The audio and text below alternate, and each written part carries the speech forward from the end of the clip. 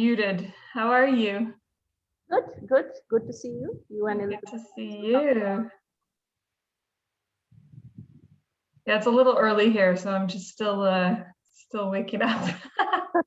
I can understand. We're finally getting some sun. We actually had a tropical storm, which has just passed. Fingers crossed. I was a little worried. I was going to say, through your window, it looks beautiful. Yeah, this is the first sunlight we've had in a few days. So nice. Good timing for this session. There you go.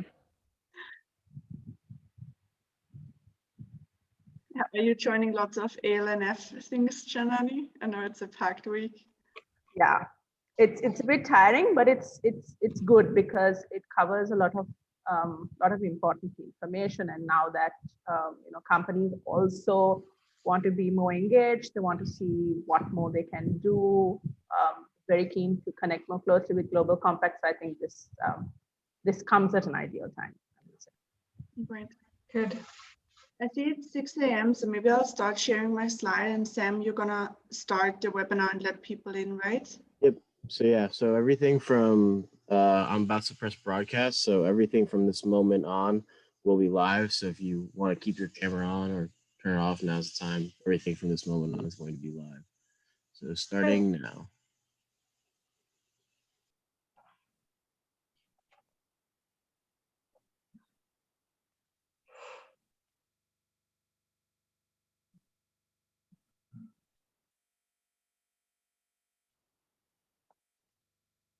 Welcome everyone. I see many people trickling in.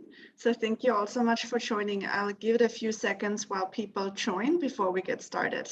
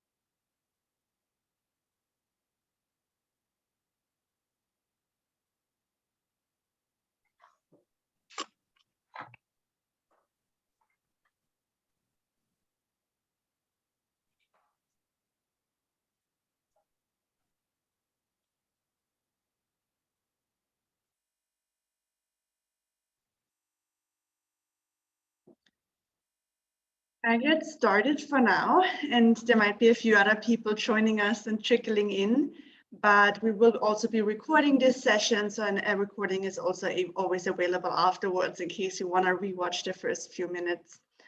My name is Elizabeth Anaresh, and I'm working for the United Nations Global Compact and been managing the Target Gender Equality Program with my colleague Lauren Gula on the line for the past year.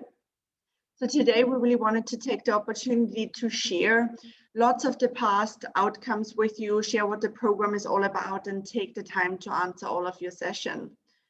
It's not just Lauren and I running this program, but actually we're a really large team with colleagues based all around the world implementing the program locally, with one of them, Janani from Sri Lanka, also joining us today, so you'll hear from her later as well.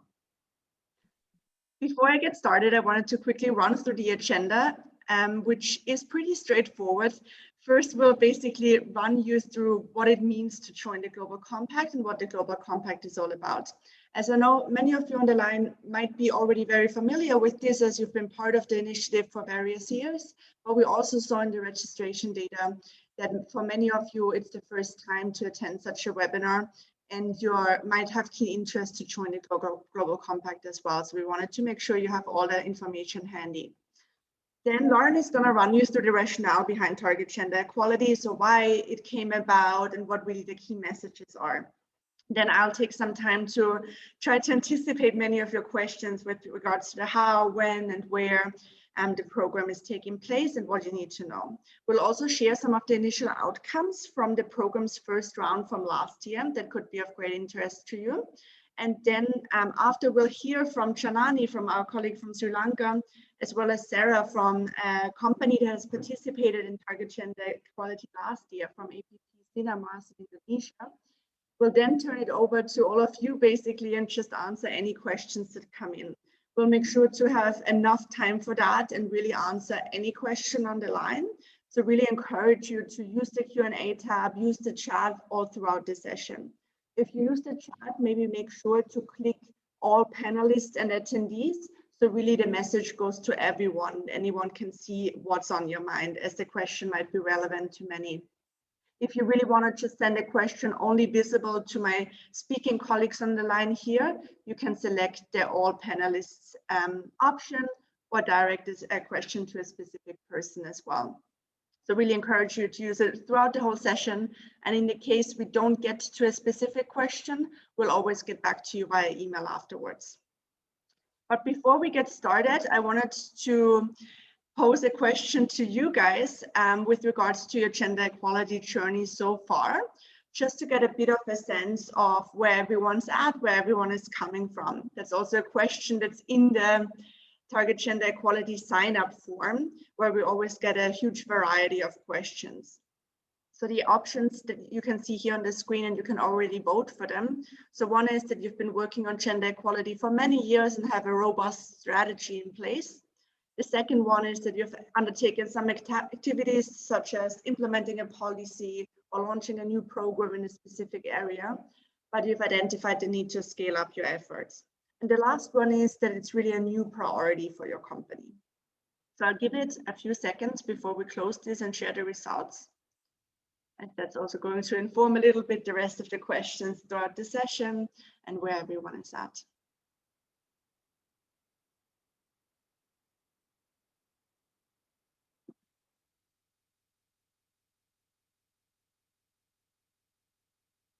I still see many votes coming in, so I'll wait for 5 more seconds before I close this.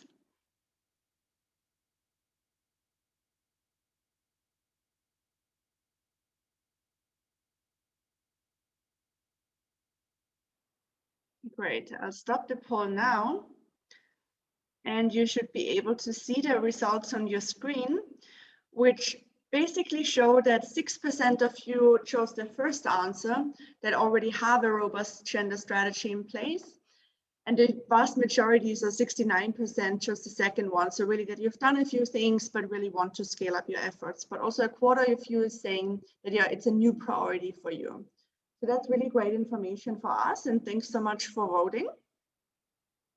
I'll now stop sharing the results and hop on to the first part of the webinar, which basically is to line out what the Global Compact is all about. It was launched now over 20 years ago at the World Economic Forum by the Secretary General at the time, Kofi Annan, who really wanted to highlight how the United Nations is dependent on the efforts of the private sector to achieve the world we want. And the private sector has a critical and huge role to play in order to drive sustainable development, but also achieve peaceful and trustworthy societies. So he had made this famous quote here on the slide to give a human face to the global market. Based on that, a movement was launched from just a few companies at the time to now over 13,000 companies that are part of the Global Compact all around the world, making it the world's largest corporate sustainability initiative. The Global Compact is based on 10 principles that are all around human rights, labor, environment, and anti-corruption that companies have to commit to when joining the Global Compact. At the same time, companies are encouraged to drive action towards the Sustainable Development Goals and other frameworks of the UN, such as the Paris Agreement, to take ambitious action on climate action, as well as, of course, gender inequalities that we're going to talk about throughout this session. How you join the Global Compact is we first encourage you to review the application guidelines that can easily be found on our webpage. And then the critical piece is that your highest level executive, so usually your CEO, prepares a letter of commitment, committed to the 10 principles, as well as committing to report on progress on an annual basis. that he addresses to the Secretary General of the UN directly. This letter is then sent and submitted with the online application form, together with a bunch of other information, such as your contact point and so on. And we can definitely send this information afterwards as well to make sure you all have it handy. But for now, I wanted to turn it over to my colleague, Lauren. Oh, sorry, I messed up the slides here, it seems. To run us a bit through the gender equality narrative behind Target Gender Equality. Yeah, absolutely. Thank you, Elizabeth. I'm very happy to see so many people on the line and to speak a little bit about why we launched this program on gender equality and in particular, women's representation and leadership in business. And the first reason is really that gender equality is a critical sustainable development priority. For those of you that are familiar with the Sustainable Development Goals, you'll know that Sustainable Development Goal number 5 is dedicated to women's empowerment and gender equality. And as Antonio Guterres, our Secretary General says, if you go back to that last slide, the gender equality is the overwhelming injustice of our age and the biggest human rights challenge that we face, and the disproportionate impacts that we've seen of COVID-19 on women and girls have really highlighted this. And among other things, we've seen that women have been leaving the workplace at much higher rates than men, often to care for children or family members. And in fact, at the current rate of progress, it's estimated that it will take 268 years to close the economic gender gap. So that's huge. We have a lot of work to do. But perhaps the silver lining here is also that the pandemic has really put a spotlight on the barriers to gender equality. And so at the Global Compact, we believe that we have this rare moment to really challenge gender stereotypes and to prove that that leadership is a shared responsibility and to build back more inclusively. So with that, if you go to the next slide, please. Just a little bit about where we're getting started. So gender equality is not a new topic for the Global Compact. About 10 years ago, we launched the Women's Empowerment Principles with UN Women. And the Women's Empowerment Principles provide a roadmap for business on how to empower women in the workplace, in the marketplace, and community. And since the launch of the Women's Empowerment Principles, it's been very encouraging to see the number of companies that have stepped up and committed to gender equality. We have over, I think, 4,000 or close to 5,000 companies that have signed, for instance, the CEO statement of support for the Women's Empowerment Principles. And yet our data shows that while there is this commitment in place, the majority of companies are not yet turning that commitment into action and implementing gender equality policies and programs. And that less than 30% of companies are setting concrete targets. So that's really the starting point for our new program on target gender equality and the purpose behind the program. So why are we focusing in on women's representation and leadership in business? And really, we have a long way to go. Progress has been made, but it's been very slow. So around 8% of Fortune 500 companies are led by women. Globally, women hold around 16% of board seats. And 41% of women with a university degree are unemployed compared to 17% of men. So there's a lot of work to be done, and our goal is to really put an emphasis on the outcomes we want to see in terms of progress in this area by setting targets. Now I'll pass it over to you, Elizabeth. Oh, actually, no, I'm going to speak to this too, sorry. My last slide. I did want to also make a note here, the reason that we wanted to make sure that you were aware also of the emphasis that we're placing on the business case. This gender equality is, of course, a fundamental human right, and that is part of the motivation behind this program. But we also know that it drives business performance, not only in terms of financial performance, but also ESG performance, environmental, social, and governance performance.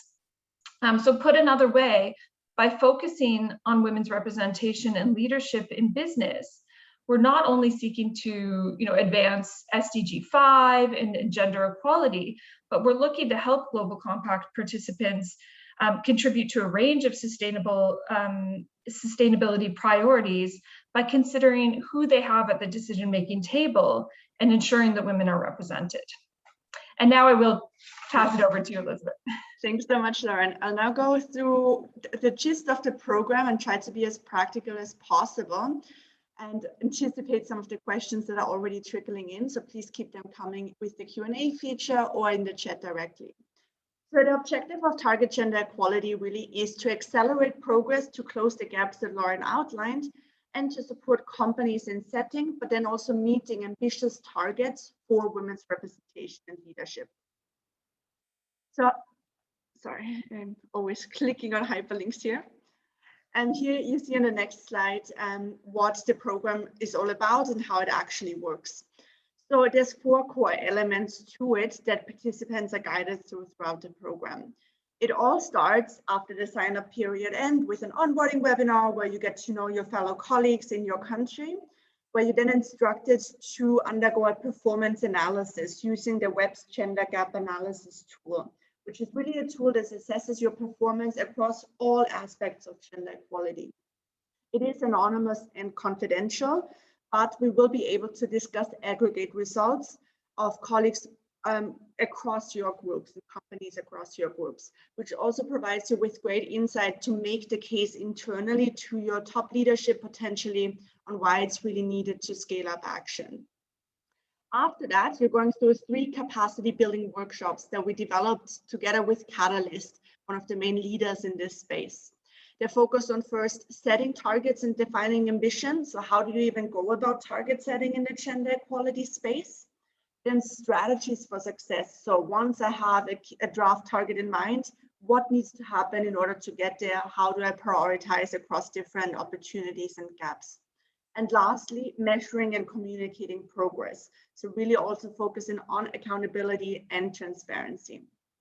There's also different multi-stakeholder elements to this program with several discussions organized locally as well as globally to bring you together with other stakeholders such as government or civil society, really recognizing that many of the barriers that we face can't be solved by business alone, but there's a huge role to play.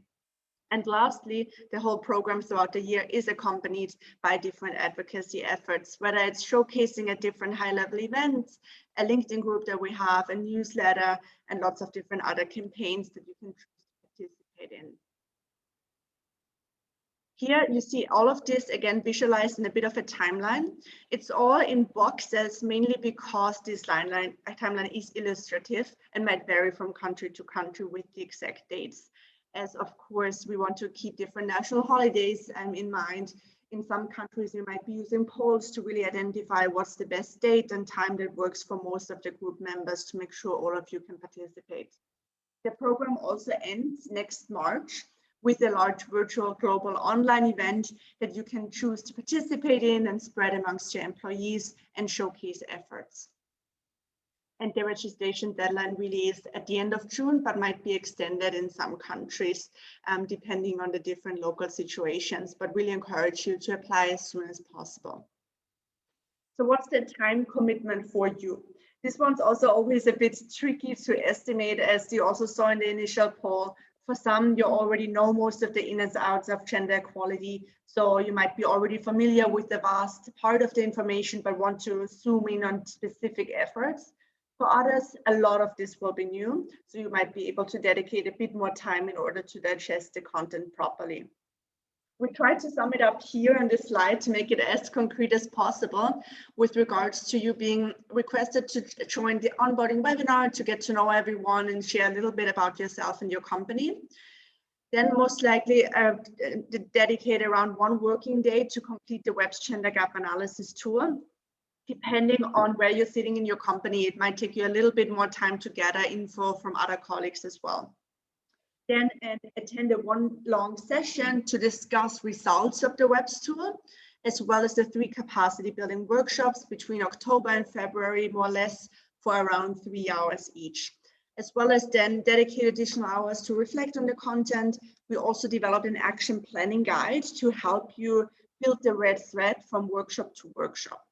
As well as we will be offering different additional learning opportunities if you want to dive deeper into specific aspects, but all of these will be voluntary.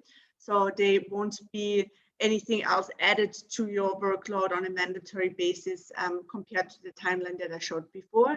But if of interest, you're always welcome to join us as well as connect with other peers. And here you see where target gender equality is being offered this year. And you might be familiar with this list from our website as well that you already browsed. We really doubled the countries where the program is offered from 19 countries last year to 44 this year. And what's here important to note as well is if you're a multinational company operating in several countries, you might be interested in joining in more than one in order to scale up your learnings and ensure your subsidiaries can also participate in the program with a different local context in mind. So what do you really have to do to sign up? You need to be a member of the Global Compact. If you're not yet, as I showed in the very beginning of this session, there's an easy way to do so, and you can still do so ahead of the program. Then you need to appoint 2 working level representatives, which really are part of the workshops, are going to be part of the webinars and so on, and follow all these different discussions, as well as 1 high level ambassador that really makes sure that there's buy-in also from top leadership of your company, maybe someone that has a reporting line to C-suite or so, in order to make sure all the learnings can then be fed up properly and be discussed at the highest level. And we really encourage you to, when filling out or identifying your representatives, also keep diversity in mind. Maybe you want to appoint a man and a woman or people from different departments to make sure there's different perspectives included. And then once you have this information ready to go, you can go to our webpage and complete the application form with the contact details for your representatives, as well as some other basic information. And we're going to post a link throughout the session in the chat and also afterwards as well. If you have technical issues submitting the form, you can always reach out to us and we'll try to solve it, or reach out directly to your local network contact. And here, before I pass it over to my other colleagues on the line, we wanted to quickly show who participated last year and what are the initial outcomes. Here you see that it really was companies across all sizes. So many SMEs, many national companies, but also multinational companies. And they are sometimes participating in headquarters, but often at the subsidiary level in another country as well. Also across all levels, sort of the question that I posed to you in the beginning as well, with around 1/3 of companies having already targets in place that they wanted to revise or revisit or double check if they're ambitious enough.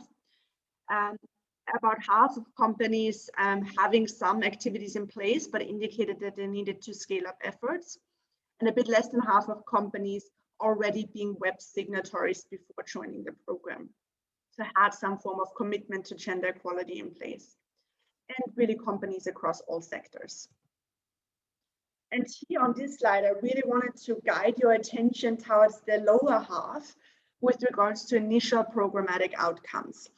Just to also a caveat here to flag that we just wrapped up the first round of the program. So these are really initial outcomes and numbers will be updated on an ongoing basis, but we thought it would be great to show you already. It's really encouraging that almost all companies, so more than 80% of companies, are drafting targets for top management, which means either revising existing targets or drafting new ones. And 68% are doing so for the board level. A bit over 1/3 of all these targets are aiming for gender parity by 2025, which is really encouraging to us as lots of the companies in the program are actually in very male-dominated industry and have a really low starting point to build their action from.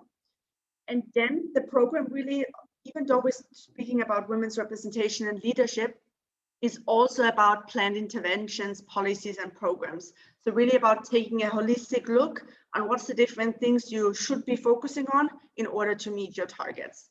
And here we have a huge number of actions already trickling in. Many of them focused around recruitment, professional development, the pipeline, but also lots of them on data and accountability. So dashboards or how to best measure progress in a holistic way. Then lots also around commitments and policies. So really having their top management voice represented and ensured and that oversight in place. And then also many around gender sensitive trainings, communication, education. And we'll definitely have all of this already available on our webpage too, that we launched just a few days ago. So make sure to share it with you as well, so you can browse through different of these stats, but also read about different case studies from companies. And now I wanted to pass it over to some other colleagues, as I know it's always great to hear from people that directly participated in the program. And I have with me here Janani, who's our colleague from the Global Compact Network in Sri Lanka, who has really been on the forefront implementing this program this past year, as well as Sarah Noviani, who's the head of sustainability compliance at PT India Kiat Pulp and Paper, which is part of APP Cinemas, which is a pulp and paper company in Indonesia with really large operations and thousands of employees in different business units, who has participated in the program in Indonesia last year. So I first wanted to turn it over to Sarah and ask why your company decided to focus on women's representation and leadership specifically, and why you participated in the program last year. Yeah, Elizabeth. Yeah, for us, as you already introduced us, APP is a group of pulp and paper manufacturing companies in Indonesia and also in China. Our operation is integrated business with the plantation forest as a pulpwood suppliers for our manufacturing. So, as we know all, manufacturing and also plantation forests are generally a male-dominated industry, especially on the operation side. So this situation is also strengthened by the common belief that manufacturing and forest operation are tough field unsuitable for women. So these days, as we know, women increasingly actually getting access to information and higher education. However, the main interest is still focused mainly on the business management side. But as a study shows that company with the high female representation achieve 2.8% higher annual returns, and also they are better in environmental, social, and governance performance, and also higher contribution to the development. It shows to the GDP in the years. And that's why we realized that we will benefit from diversity and also gender equality in boosting our company with the consideration on the nature of the business. We are focusing effort on the woman representation and leadership on the business management side. So this is also reflecting our woman empowerment under APP sustainability commitment. We call it as Sustainability Roadmap Vision 2030, which is achieving number of women in senior management position to be 30% by 2030. That's all. Thank you. Thank you so much, and thank you for highlighting the business case here again, as we really have seen also through the program and companies taking the WEBS tool that it's always really good to have this clear data in mind to make the internal case. And great that you also shared the target that you already set within your company for 30% of women's representation and leadership by 2030. Yes. I'll now pass it over to Janani before I get back to you, Sarah, in a minute. To share with us, Janani, how you were really able to keep the local context in mind when implementing the program in Sri Lanka. What's the adaptations you made? What specific things that you tried to build in order to really make the program as specific and relevant to your companies? Thanks so much, Elizabeth and Lauren. I'd like to thank you both for this invitation and opportunity to speak.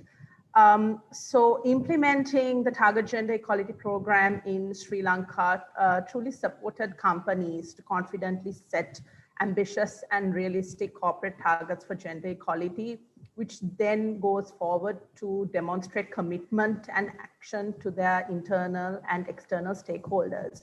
The program also encouraged companies to understand their current gender equality performance through the Women's Empowerment Principles Gender Gap Analysis tool. Going further, it encouraged companies in Sri Lanka to engage with a network of peers, UN partners, and experts, which supported their gender equality strategy and assisted them to work collectively to tackle persistent barriers to gender equality. In addition to hosting the Target Gender Equality Program in Sri Lanka, UN Global Compact Network Sri Lanka reignited its Gender and Diversity Working Group last year, which also includes the companies that had signed up for the Target Gender Equality Program. Through internal discussions, the working group agreed and arrived on a common agenda for 2021, which included 3 priority areas which were determined through organizational as well as national priority areas. So the 3 focus areas are increasing female participation in STEM, female entrepreneurship and business skills development, as well as increasing female participation in the supply chain. These priority areas prompted Network Sri Lanka to co-host a session with UNDP Asia Pacific last December on affirmative actions towards gender equality, and also to co-host a local action dialogue with UN Global Compact Network Bangladesh, which covered topics such as increasing female participation in supply chain and increasing female participation in STEM job roles. Sessions such as these assisted the companies that were participating in the Target Gender Equality Program to carry forward their conversation on gender equality and start off discussions on practical actions that they could take within their own organizations to address these gaps, and how they could also work towards policy changes on a national scale. Great, thanks so much, Janani. And yeah, really exciting to see that the interest was so great in Sri Lanka that you also were able to form this working group to intensify the peer learning, as well as also team up with neighboring local networks to bring more of a regional aspect to the program.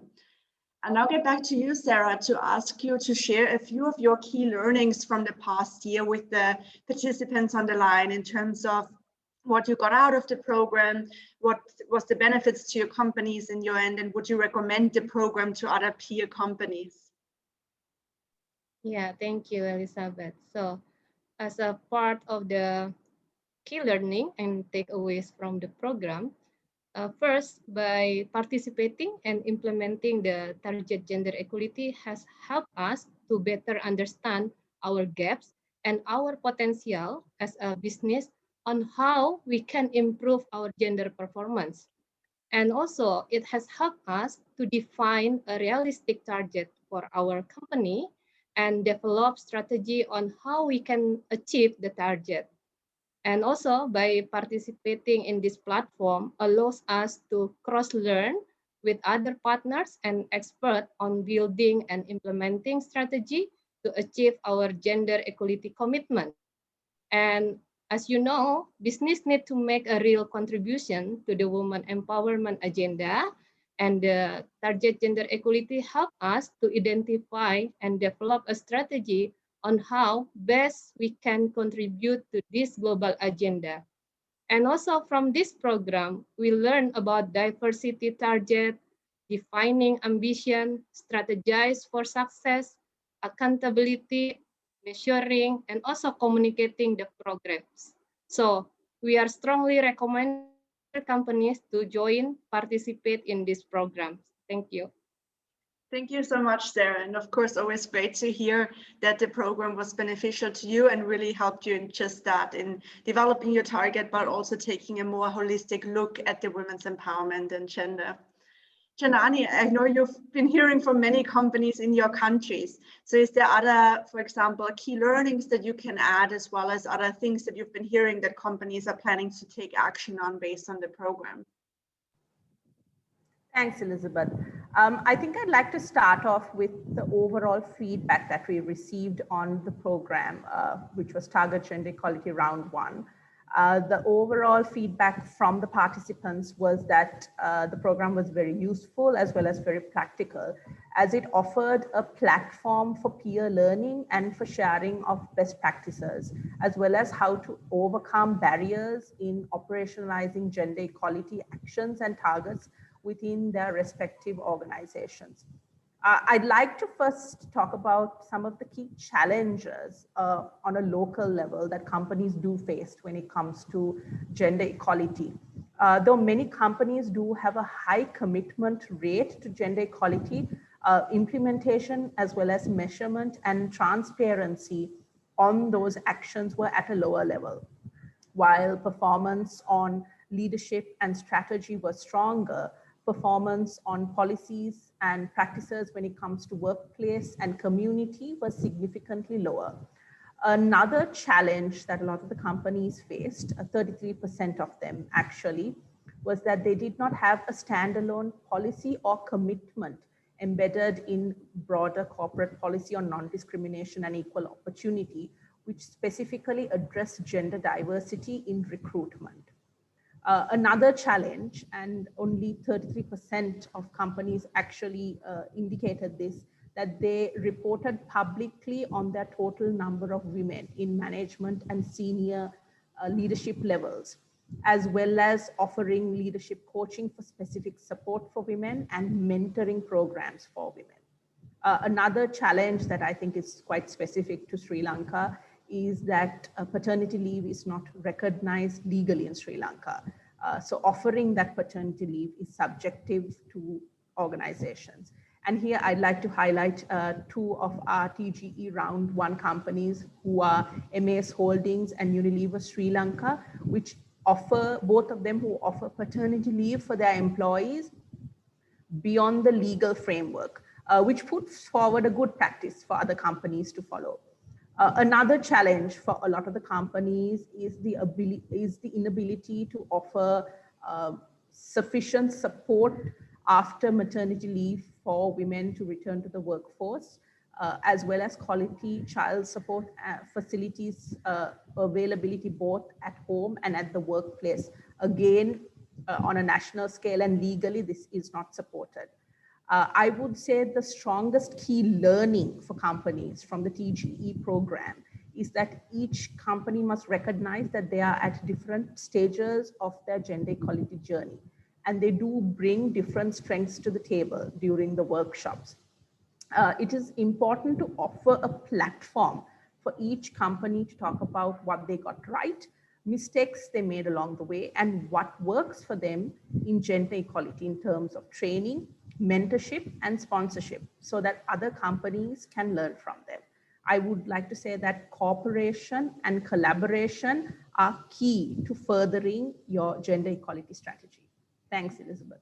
Thank you so much, Janani. And I think that's always really important to highlight that, of course, we all know about the gap between commitment and action, but through the program and the aggregate results of the web tool, companies are really able to figure out what are the really specific deep gaps in my country that there should be taken action on, as well as thanks for highlighting the legal barriers as well that exist in Sri Lanka with regards to paternity leave not being recognized, which of course then calls for a different type of discussion and leadership from companies.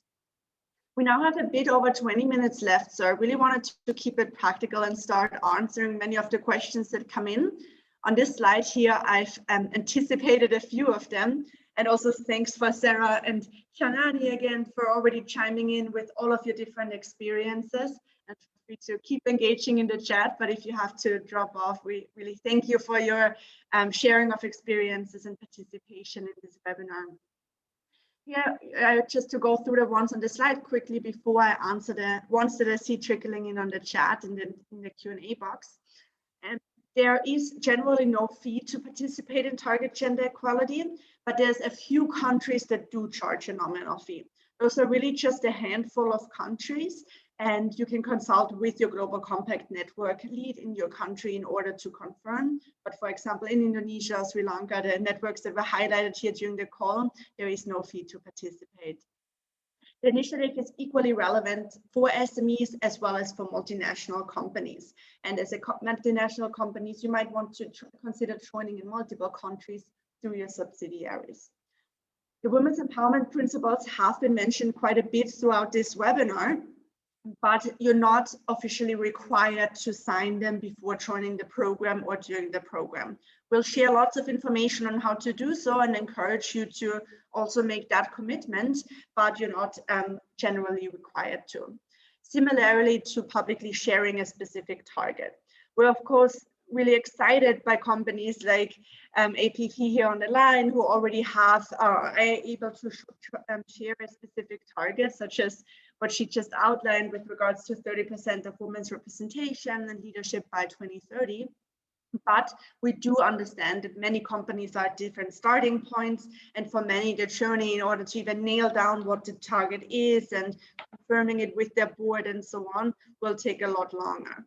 So they're definitely not required to share a specific target, but will help you how to do so if you want to do so.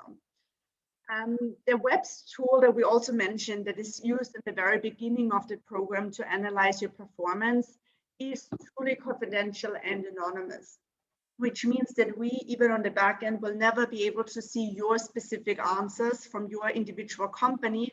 But by using specific codes that we'll share throughout the program, we will be able to analyze, aggregate results by all the companies participating in your country and be able to make the case through that. In general, also the registration deadline is at the end of June. So we really encourage you to apply as soon as possible and get in touch with your local network. But in some countries, we might be extending the deadline a little bit due to different COVID situations that are, of course, still making it difficult, and other priorities haven't been put in place, which is very understandable and necessary. But you'll always be able to check in with your local network to confirm the exact date. But generally, the sooner you apply, the better.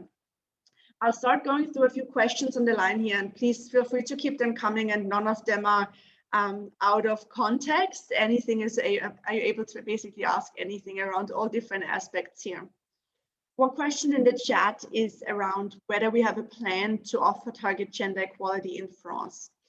This year, it won't be offered in France. It's really the 44 countries that I shared on the previous slide. That said, we're expanding target gender equality every year. So next year, it might be offered in France as well. Also, if you're a multinational company headquartered in France, you might want to consider engaging with your subsidiaries and joining target gender equality already in one of the other countries where your company operates in. For example, in Morocco and Tunisia, we are offering the program in French. And then what else do I have here in the chat? Nothing as of yet, but in the Q&A session, Q&A tab, we also have the similar question for Belgium. And so Belgium, similarly to France, is not part of target gender equality yet as of this year. But as I just said, you might be able to participate in other countries if you have subsidiaries or operations there. And we're also not being as strict with the representatives. So for example, if you'd like to have, let's say, have a subsidiary in Morocco, you could participate with one Moroccan colleague, but also as it's a similar time zone, also encourage a colleague from Belgium to join as well and listen into the discussion if that's of interest, to really make sure you get this holistic picture from local learnings, but are able to feed them up afterwards. Then a quick question here on whether you'll get the presentation and recording. That's a really easy one to answer, and yes, you will. We will be sending out all of this information afterwards to you, together with also the different links that you need in order to sign up for the program. It says here that you need approval or support to register in more than one country. You don't need approval or support specifically, but what you need to do is, first of all, of course, assess or narrow it down which are the key countries you'd like to engage in, and then get in touch with the local networks there, as we do have different policies around the globe for subsidiary engagement. In some countries, you just need to officially join the local network there as a subsidiary, which is a really fast and easy process. But some countries have a small fee attached to that. So we just want to make sure you're aware of those fees before you officially sign up. So the easiest is if you get in touch with your local network colleagues in the country of interest, or you just message the general email targetgenderequality@unglobalcompact.com, which also directs to me, and I can put you in touch and confirm the different points directly. And then here's a question around a participant being curious about the web's gender gap analysis. How will the benchmark data be set? And how are companies placed in groups to ensure the analysis becomes relevant? So yes, the tool is really comprehensive around all types of aspects around gender equality in the workplace, marketplace, and community based on the women's empowerment principles. It was developed with a few key partners such as UN Women, BSR, as well as the Inter-American Development Bank. And we really went through in-depth discussions also on the methodology, but also the different weighting of questions and how they all relate to each other based on different research expertise and studies out there. By now, we do have a lot more than 3,000 completed surveys in the tool, which also enable us to really make comparisons across countries and regions. But it's also important to note that the tool is not being validated in terms of your specific company's answers. It's not, for some companies, it might be you're answering to your best ability or to your best judgment. So there might be a few varieties or variables within the different answers that have not been confirmed by third parties. But at the same time, given that we have such a large data set by now, we do see that most of the data is very relevant and trustworthy to make different relations and comparisons based on that. And so within your country, you will be using a specific code that you, as well as your fellow companies participating in your country in the program, will use. So through that, we will be able to see aggregate results.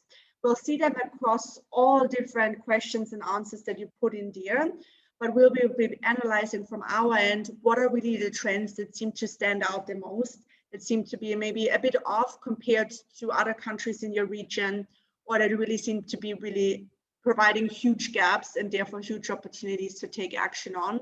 And we will be presenting you with a discussion of this through the program, as well as afterwards a PDF document of really outlining the different trends and template slide decks that you can also use to bring this discussion forward internally afterwards with your colleagues. And then we also see another question here on the program, if you can participate in the program in a different country than where your headquarter is. You definitely can, as in it kind of is the same answer to what I said before, if you have a subsidiary or operations in this country, but it's good to check with the local network first and how you can officially join as a subsidiary in order to then participate in the program. Sometimes, as I said, there's a small fee attached to that, to joining as a subsidiary. Sometimes it's really just a quick and easy process to make sure you're in the different databases. And that's really the main option if the program is not available in your country. What you can also do if the program is not available in your country is, of course, engage with the Global Compact gender equality work more broadly. And hopefully the country is being offered in, and the program is being offered in your country next year. So you could already, for example, engage with the women's empowerment principles and discuss those with your CEO and make sure they are signed to really have that high level commitment in place already. Or take the e-learning course that we have publicly available online on gender equality and spread it across your employees.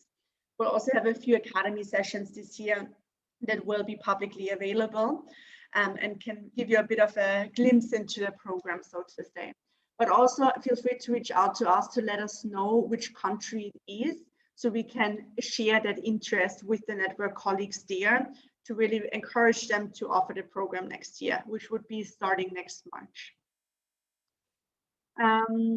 So would the advancing of overall diversity be counted to SDG 8 as well, to avoid the weakness of the women's focus? And yeah, I mean, definitely. That's also something that Lauren shared in the beginning, that of course we're zooming in on SDG 5, with SDG 5.5 being specifically around women's leadership.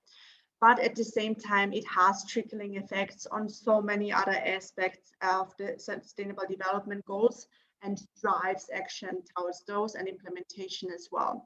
And there's some where, of course, the link is stronger than with others, such as SDG 8, as you pointed out, that, for example, specifically outlines equal pay in one of its targets, which is also an issue area that comes up a lot in programs discussions, and many companies indicated to take action on in order to advance their overall target as well. So of course, it always depends on the framing, what you want to focus on, and the narrative you want to use, but it definitely also advances SDG 8 as well. What else do we have here? Is the focus of the program within business operations or larger supply chains? That's also a question that actually comes up a lot in program discussions, as of course, it was in the beginning a bit tricky to even see how do we narrow down the focus of the program to make it specific enough to be relevant and concrete and practical, but broad enough to apply to a variety of business interests. So we are focusing on women's representation and leadership at top management and board level specifically, as well as other parts of, for example, areas where women are traditionally underrepresented in business. But at the same time, there are many parts of the discussions that are equally relevant for supply chains. The program, though, however, is not specifically focused on supply chains, even though we might be fleshing out further programming in that space in the future, or might be offering additional discussions, so voluntary discussions through TeachE that are very relevant for that space. That said, the Web's Gender Gap Analysis tool does, for example, also focus in on supply chain dimensions with several questions and answers there. So you will be able to get aggregate data there as well. And if it's a question that's relevant to several of your peers in your country, we might be able to have a more in-depth discussion also in that space.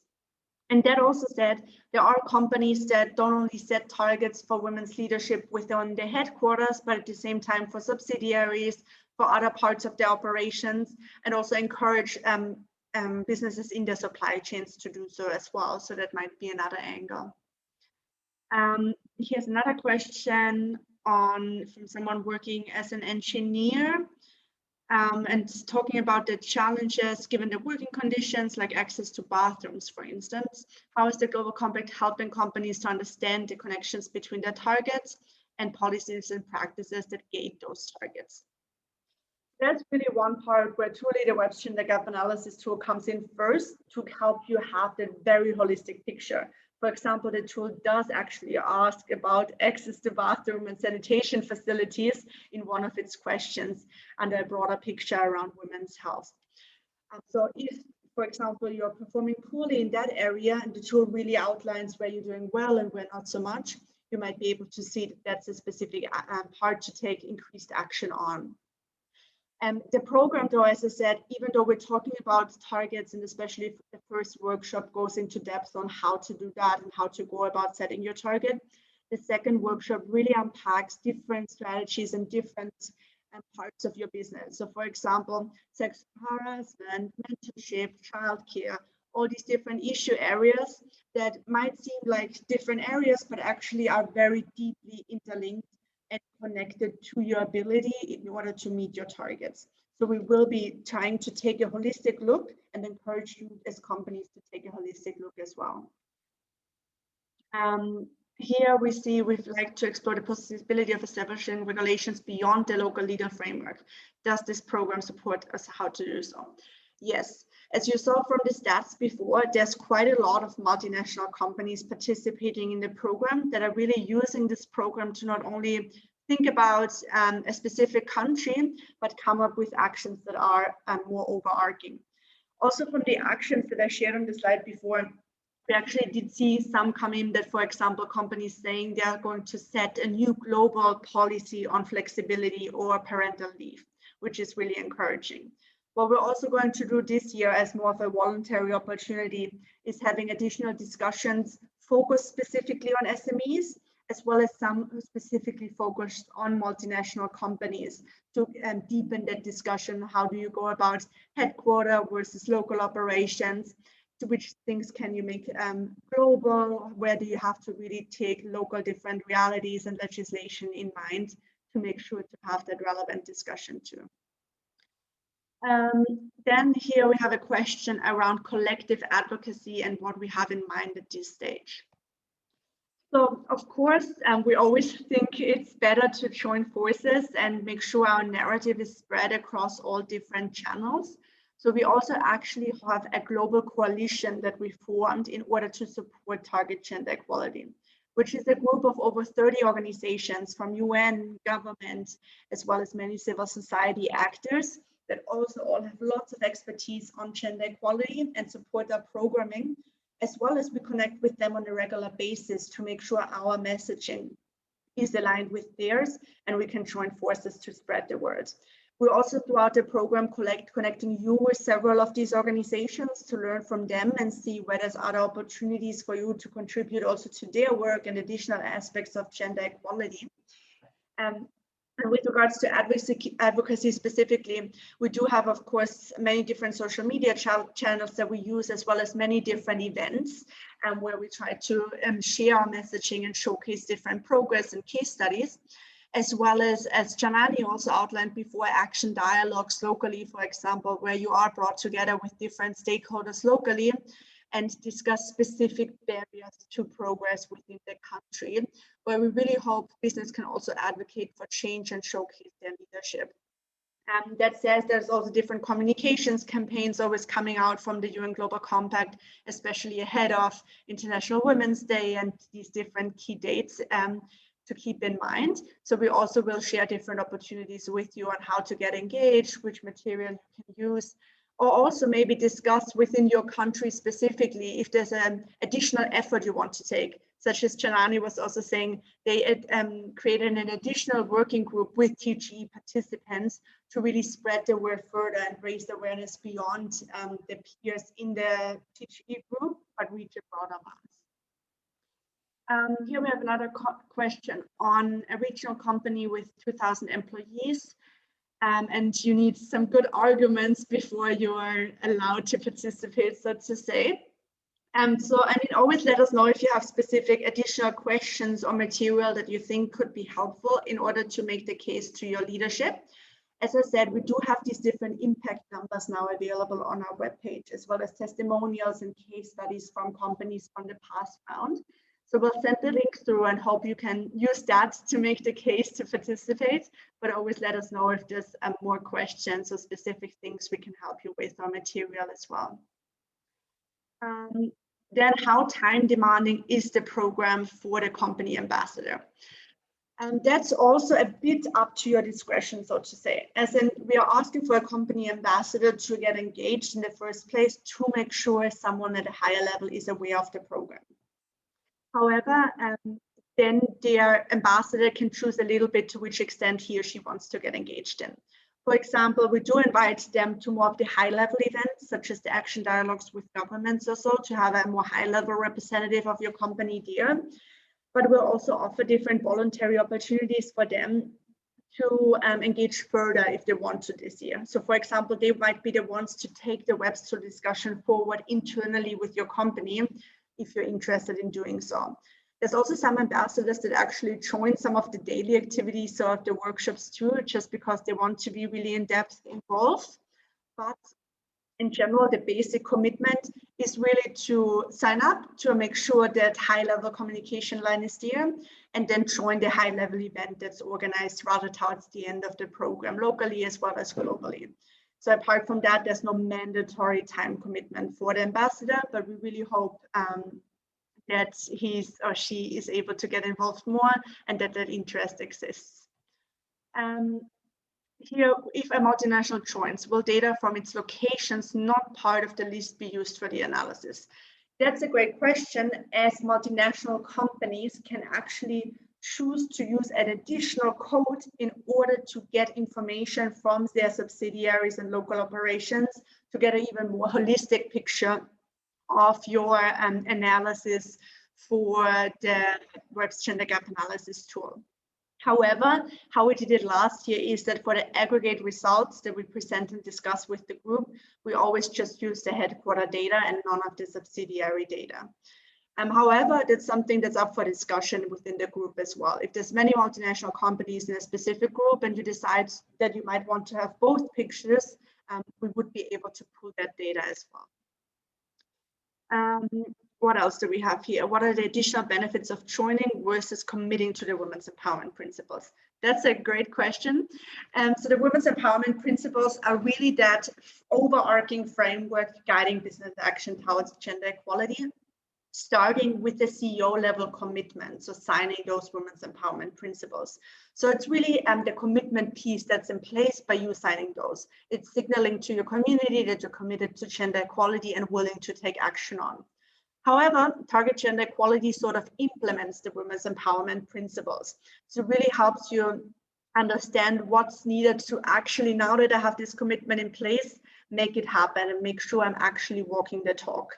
So what different targets can I set? What different actions can I take in this space in order to make sure I actually implement the Women's Empowerment Principles? The principles are a lot broader in terms of also, for example, applying to supply chains, marketplace, community, but we also have seen that leadership has a trickling effect on all of these different areas as well. So even though the program will not be able to make you perfect with regards to really implementing all aspects of the Women's Empowerment Principles, it's a really great first starting point for you to start turning that commitment into action. And as I said before, it's not mandatory for you to commit to the Women's Empowerment Principles, but it's highly encouraged, and we'll share information with you on how to do so. I know we're already at time. I think there's 2 questions or so here that I have not answered, but we do have a record of them, and I see the name here as well. So I'll make sure I'll email you afterwards with those to make sure to get that information over to you.